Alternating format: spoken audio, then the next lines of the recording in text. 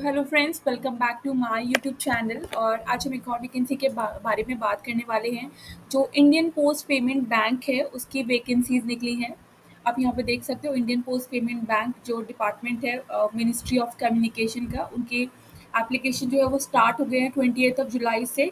And इसकी last date है online submission की 9 अगस्त टिल 12 PM तक। ठीक है, यहाँ पे कुछ एब्रिविएशन यूज़ किए गए जैसे MMGS, middle management grade, scale senior management grade and top executive grade.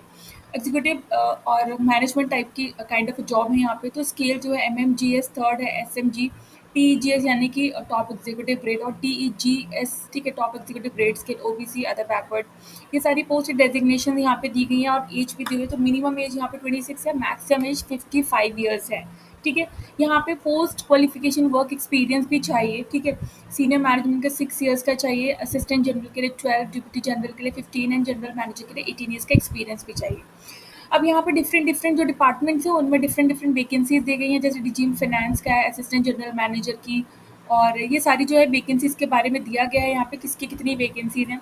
उसके बाद यहाँ पे जो है मिनिमम क्वालिफिकेशन दी गई है, जैसे फाइनेंस में तो CA होना चाहिए और आपके पास जो है 15 ईयर्स ऑफ एक्सपीरियंस होना चाहिए। उसके बाद टेक्नोलॉजी की बात करें तो AGM जो है प्रोग्राम वेंडर मैनेजमेंट, आपका BTech या MCA या पोस्ट ग्रेजुएट इन IT होना चाहिए और 12 ईयर्स का एक्सपीरियंस होना चाहिए, जिसमें कि 5 ईयर्स ऑफ एक्सपीरियंस होना चाहिए IT वेंडर्स में।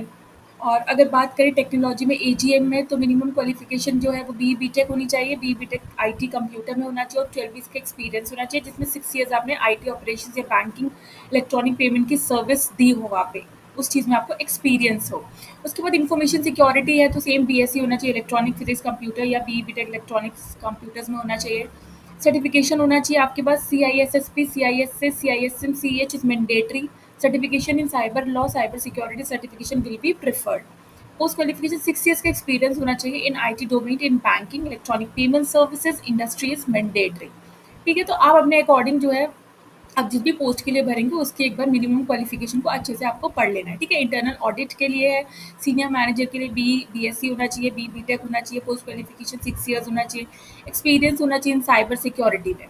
उसके बाद प्रोडक्ट्स का है, तो एनी ग्रेजुएट जिसके पास MBA है विद 2 ईयर्स, ठीक है, पोस्ट क्वालिफिकेशन 6 ईयर्स के लिए चाहिए। तो ये सारी जो है वैकेंसीज के बारे में दिया गया। ऑपरेशंस में क्या क्वालिफिकेशन है, 6 ईयर्स ऑफ एक्सपीरियंस चाहिए और CAIAB सर्टिफिकेशन प्रिफर्ड और ग्रेजुएट हो किसी भी डिसिप्लिन में। ठीक है, उसके बाद बात करते हैं जनरल इंस्ट्रक्शंस हैं। जनरल इंस्ट्रक्शन ये है कि for all the minimum qualification, minimum qualifying marks भी 60% है, except for the qualification like CS, CA, ICW। ठीक है, 60% क्वालिफिकेशन है। और बोला गया है कि on the point of 10 scale CGPA GPA of 6.0 will be considered as 60% consider किया जाएगा। अगर आपके आपके जो है डिग्री में CGPA, अगर CGPA है और मार्क्स परसेंटेज नहीं है तो 6 CGPA को 60% कंसिडर किया जाएगा। राइट, लाइक 59.9 है तो भी उसको 60% समझा जाएगा। उसके बाद देखते हैं कि क्या सिलेक्शन प्रोसेस है। तो सिलेक्शन प्रोसेस जो है वो इंटरव्यू के बेसिस पे होगा। बैंक का पूरा राइट है इंटरव्यू कराने का, किस तरीके से वो कराएगी। Merely satisfying the eligibility norms do not entitle a candidate to be call for interview, तो ग्रुप डिस्कशन और ऑनलाइन टेस्ट। ठीक है, तो सिलेक्शन जो होगा वो प्रॉपर्ली जो है इंटरव्यू बेसिस पे होगा। ठीक है, वो असेसमेंट हो सकता है, ग्रुप डिस्कशन हो सकता है और ऑनलाइन टेस्ट भी हो सकता है, वो कुछ भी हो सकता है। उसके बाद बात करें इन एप्लीकेशन फीस की, तो SC ST PWD को 150 रुपीज़ पे करने हैं और फॉर ऑल अदर्स को 750 रुपीज़ पे करने हैं। Candidate should ensure there eligibility before paying fees and applying online. आपको अच्छे से एक बार नोटिफिकेशन को पढ़ लेना है। ठीक है, यहाँ पे डिसेबिलिटी है तो उनको रिजर्वेशन दिया गया है एज में।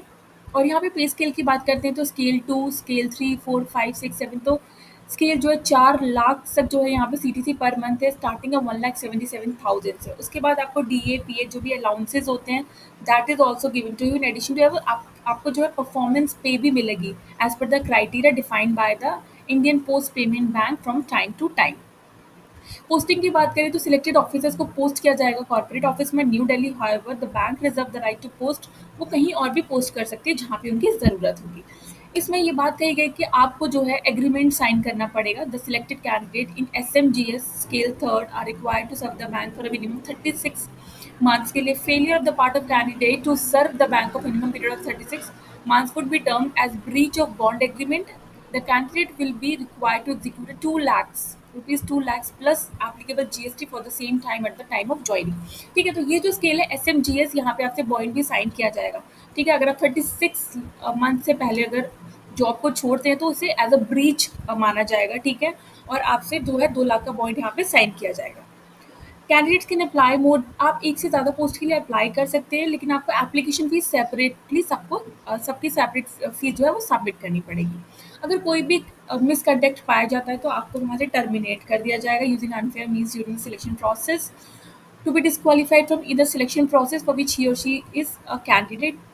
उसके बाद आपका अगर सिलेक्शन होता है देन आपका मेडिकल फिटनेस का टेस्ट होगा, मेडिकल डॉक्टर्स की टीम होगी, डॉक्टर्स का पूरा पैनल होगा that is approved by the post payment bank, और वो आपकी पूरी फिटनेस को चेक करेगी। फिर वहाँ पे डॉक्यूमेंट वेरिफिकेशन होगा।